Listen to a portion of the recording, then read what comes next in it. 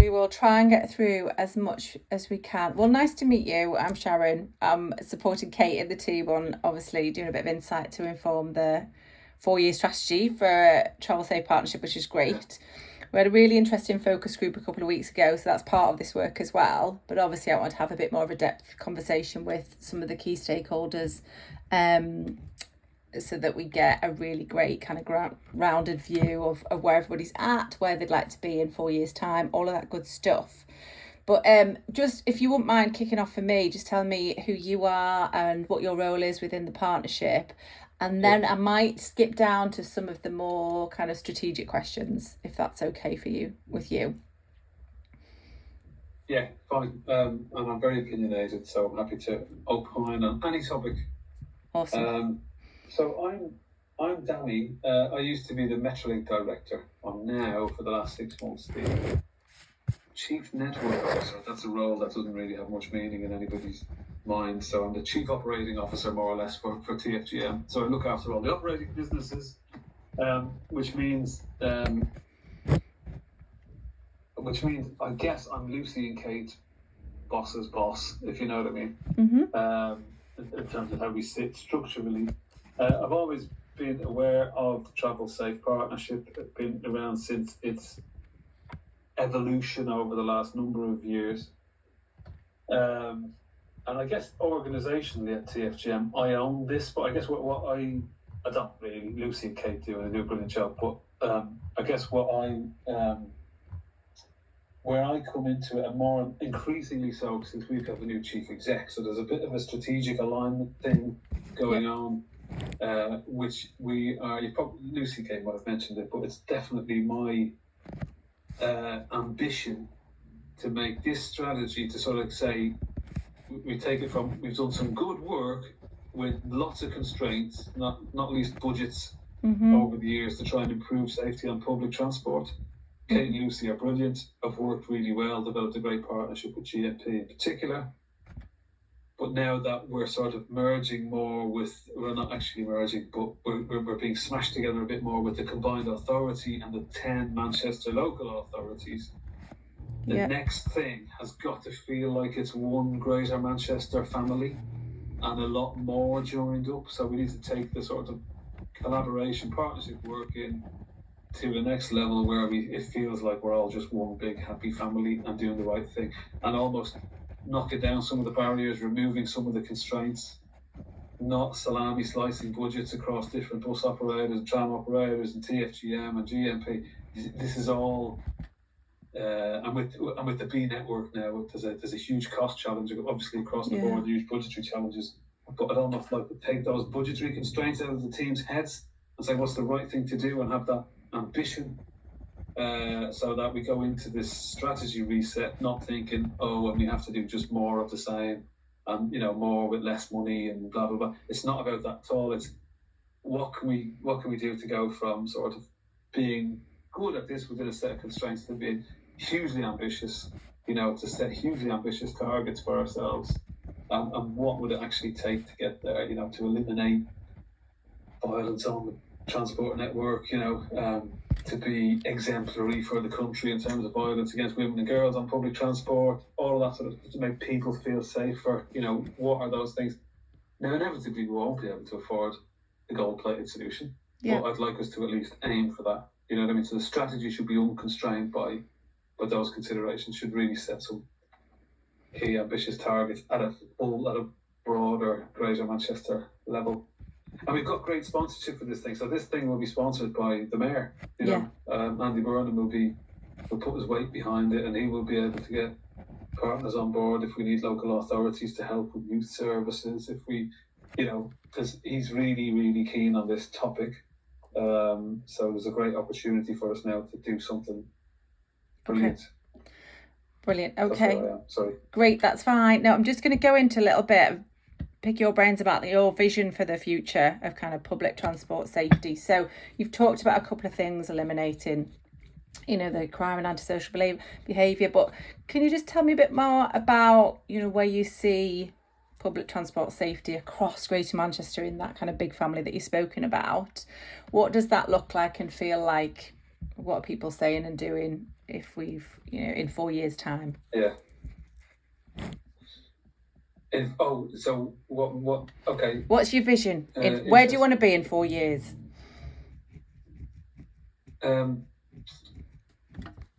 We don't. So I want people to feel safe travelling around the public transport network all hours of the day and night. Okay. That's quite a simple thing to say from this perspective. It doesn't really sound very glamorous, but I'd also like to think that we have relationships with GMP and the local authorities where everyone feels ownership and wants it to succeed. Yeah. And I'll tell you what I mean by that. So we have a public transport network that's currently losing lots of money. People aren't travelling by bus. Our roads are clogged with cars, and what we need to do is make sure people use public transport. One of the biggest barriers, certainly late at night, to making public transport attractive is the safety of the network, or at least the perceived safety. Yeah. It's dark, it's dingy, it's dirty. Mm-hmm. There are weirdos on there, there are gangs on there, there are young kids up to no good.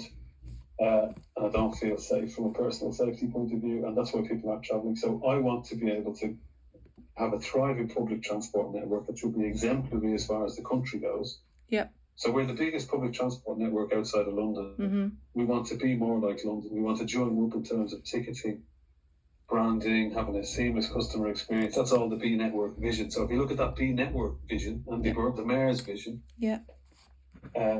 safety is a key part. Is one of the 6 principles. Is personal safety.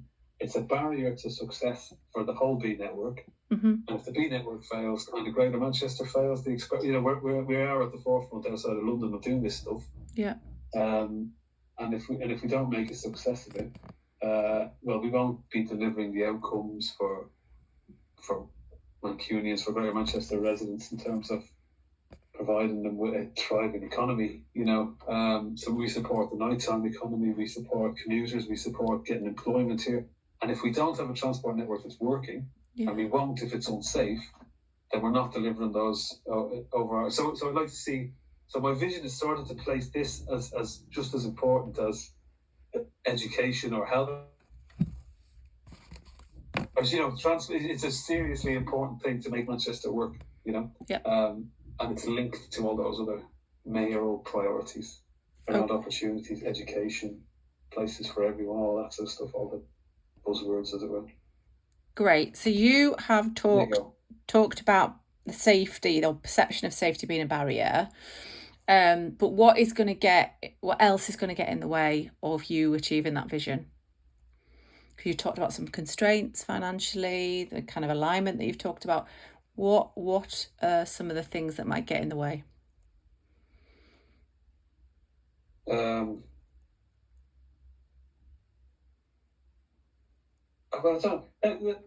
I'm trying to put it in this sort of safety or security context. Mm-hmm. So I have noticed, I moved here just over 10 years ago, and as we've been building Metro, so we're building Metro into different parts of Greater Manchester, we've also been going through years of austerity. Yeah. So local authority services have been cut, youth services have been cut, policing numbers, all of that. Everything's been on a sort of a declining trajectory, a sort of a managed state of decline, as every service across the whole of bloody England, as we probably know. But that has led to an economic backdrop whereby we're sort of producing young people who have nothing better to do, sort of gangs of youths with no, sounds like an old fart, but with no sense of that their behaviour is bad, if you know what I mean. So we've got all this antisocial behaviour problem, we've got all sorts of things, and the public transport network has been a conduit for a lot of that. Okay. And it's almost a convenient thing where local authorities, local politicians, they don't feel a sense of ownership of the problems. They just think that the public transport network is making the problem. Public transport network is not bringing the problems to people, but I think that's the perception. Mm-hmm. So we need to do the best we can, and it probably involves spending a lot of money and having a lot of resources and doing a lot of new things and innovative ways of working, to make sure that we change that narrative to say, actually, this is a societal problem that everyone has a part to play in solving. That didn't really answer the question. No, it did. It did. Okay. Don't worry. Yeah. So, continuing on that theme, are you seeing any other? Because we've got the economic backdrop that you've just described. Are you seeing any other threats or kind of emerging trends that you think the network should be prepared for over the next 4 years? Some things that you can think we should, definitely be looking at now, or if not already looking at now. God, it's hard to say. So the kind of things I had down were things like, cyber threat, that kind of thing. I know that's in the kind of security camp, but these things are kind of interlinked, or, the upward trend in hate crimes. Is there anything that's, sticking out for you that you think actually we need to be attending to? Again, for me, probably because I'm closer to it, the biggest threat I see is the fact that we won't be able to change the narrative, that we might be heading into more years of austerity and actually just making the problem worse. In other words, the biggest threat is not improving the general economy for everybody. Yeah. There's not much positivity coming through in the way of investment, which would generate jobs, which would give those people a future. And all of that sort of thing. So I think the economy still remains the biggest threat. I think I don't know, rising criminality, gangs, county lines, all of that sort of stuff. It's all a big. I think it's the threat's there, and not getting any better. Okay. I think our failure to respond to things that are already existing, I suppose. Okay, interesting. And if I was to press you around top priorities to improve transport safety, what would you be telling me they are for you? I'd be saying more resources all around, more staff presence, more boots on the ground. That's police and other staff. I think capital investment in the transport network, improving lighting, improving CCTV, the sort of intelligence gathering capability, centralising control, co-location of police within our control room, those kinds of things. I've been talking to the police this morning about their vision. Yeah.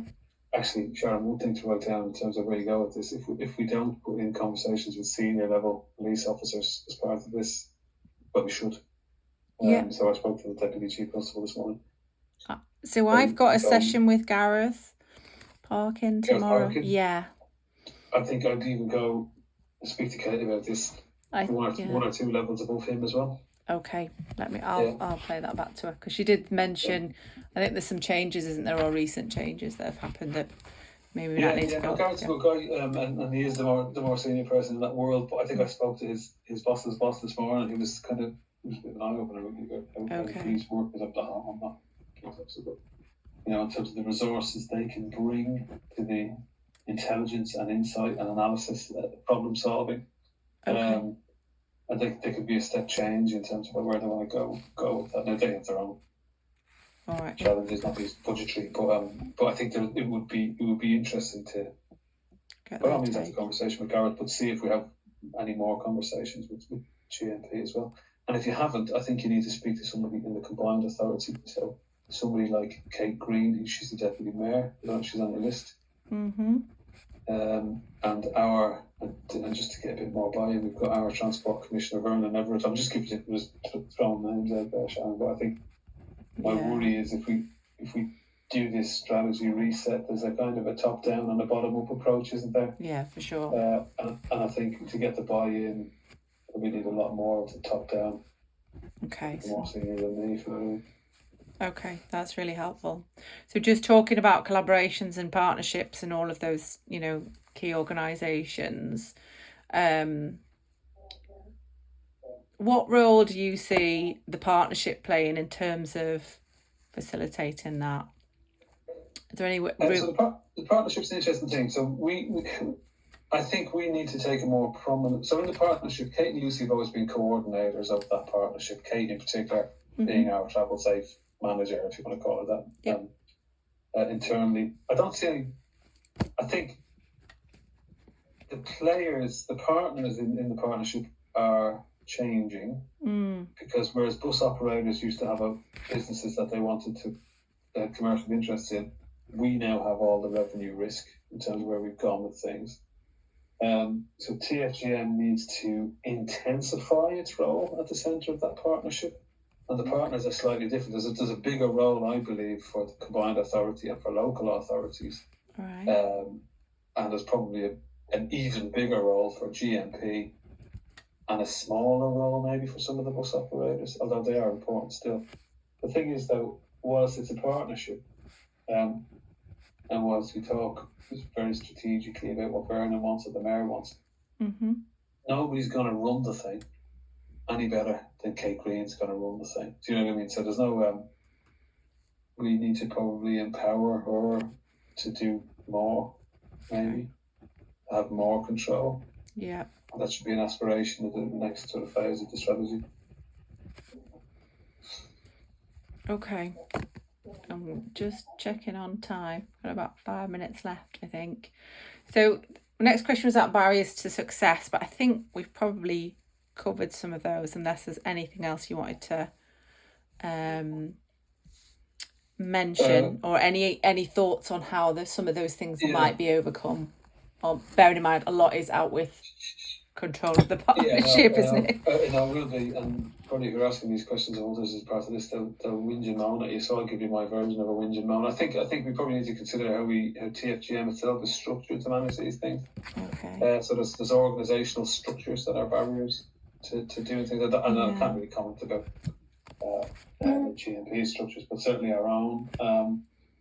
I just want, like I say, it's one of those constraints really. I just wonder if it's been elevated to the position it needs to be. Do we have the right capability in the team? So there's organisational things that maybe we ought to look at as a theme. Okay. And finally, if there's one thing you could change about the public transport system to improve safety, what would it be? What was your wish? I was only thinking about this yesterday. Do you know, man? Where are you from, Sharon? I am originally from the northeast, but I live in just near Southport. Oh, do you know Metrolink very well? Yeah, I do. I used to work in Salford, so yeah. Oh, did you? Yeah. And I shouldn't say this because I was instrumental in building the bloody thing to everywhere, but I came along when it was already designed. Right. So I was kind of like building more of the same, and I was traveling by chance when I thought, if I had a blank sheet of paper, I wouldn't build it like this. Okay. Do you know what I mean? So I think there's a huge amount in the fact that we've made a business case work for expanding a network that doesn't have staff anywhere. So our stations are open, and it's designed to be open, and a modern European tramway does that kind of thing. Yeah. It doesn't suit itself to the demographics of Greater Manchester. It's very successful. Don't get me wrong, hugely successful in terms of the amount of people it carries, but at the same time, that it's inherently less safe feeling than other modes of transport because you don't have to go through. It's not a train, because you don't go through the train station where you have guards on the platforms and gates and barriers, and it's more like a bus network, but without the safety of having to pass by and converse with the driver every time you board. You know what I mean? So I would design that network entirely differently, but that's not a problem you're going to be able to solve. I think I would try to elevate the role that public transport plays in people's lives. When you go to other towns and cities in the UK, it's different. I was in Edinburgh recently. Yeah. Walking around Edinburgh, and it was clean. Mm-hmm. And the people looked like they brushed their hair in the mornings, and it was all very nice.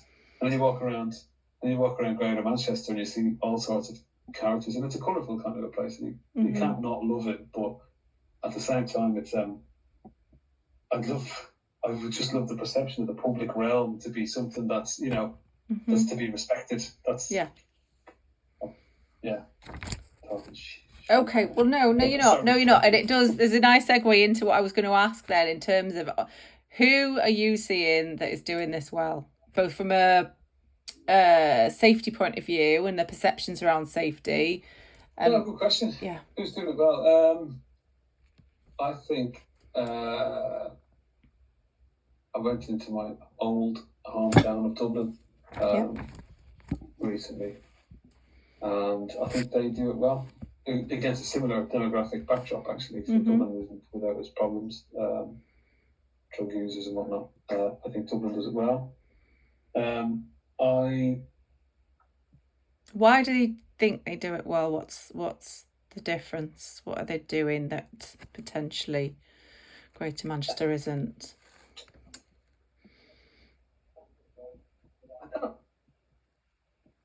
I don't know. Just there seems to be.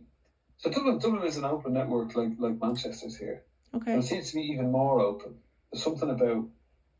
I think they maintain it better. It's cleaner. There's more of a pride in the network. There just seems to be more people around. It's a more of a modern, vibrant city. I think there's lots of ills, societal ills that just. If you can go to Piccadilly Gardens in Manchester, and look around, that's what the public transport network feels like. It's just lots of Piccadilly Gardens just travelling around all over the city, you know. Whereas you go to Edinburgh, and it just feels, and I guess that's terrible thing to say about Mancunians versus posh people of Edinburgh, if you know what I mean. But it just feels like there's a lot more respect and pride around the place. And I'm sure Edinburgh has its problems. I know Dublin does, but Manchester just. I went to Liverpool recently, so Liverpool doesn't have a tramway. No. I was walking around Liverpool, and Liverpool gets a bit of a hard press, especially if you're Mancunians here. But you walk around Liverpool, and it's a cleaner place. It seems to be just better planned and laid out, if you know what I mean, than Manchester does. And I don't. That's how. Yeah, it's fact. Well, I was born in Edinburgh, so I will be biased, but I don't know whether what you're talking about is maybe the kind of heritage and the love and the kind of or something. Yeah, there is. It's like the council clean the streets in other cities. They don't do that in Manchester, you know. It doesn't feel like they do. Yeah, no, so it's interesting, and I'm not that far from Liverpool, so I spend a bit of time there. And then I also I studied in Leeds, so again I feel like Leeds and Liverpool are comparable in terms of size, and those cities that you can walk around. But Manchester's just sprawling, isn't it? And it doesn't necessarily have a heart anywhere, does it? Well, sorry, that's not really. They're not really problems. No, that's fine, but it's interesting to hear. And then from a safety point of view, and again, maybe going broader than the UK or whatever, have you seen best practice elsewhere that you're thinking about on campaigning, on infrastructure, on collaborative working? Is there anything that you've seen that's actually we could have a bit of that? No, and to be fair, I think in terms of collaborative working, we probably do it better than most cities. Yeah. Certainly UK ones. Yeah. I don't think other cities have like I say, have the problems that we have. So they probably necessitate a different type of response. I mean, we know we've deliberately built Metrolink to some of the most deprived areas in the UK, in the whole of the UK. You know, they rank very high or low depending on your point of view on deprivation index. Yeah, they do. Yeah. And we built it on purpose to provide those people with better opportunities, but that brings with it very serious problems, you know. So, and I guess, you know, in Dublin again, you know, we kind of built tram lines to the leafy suburbs, so you're just not going to get the same type of problems. Yeah. Okay.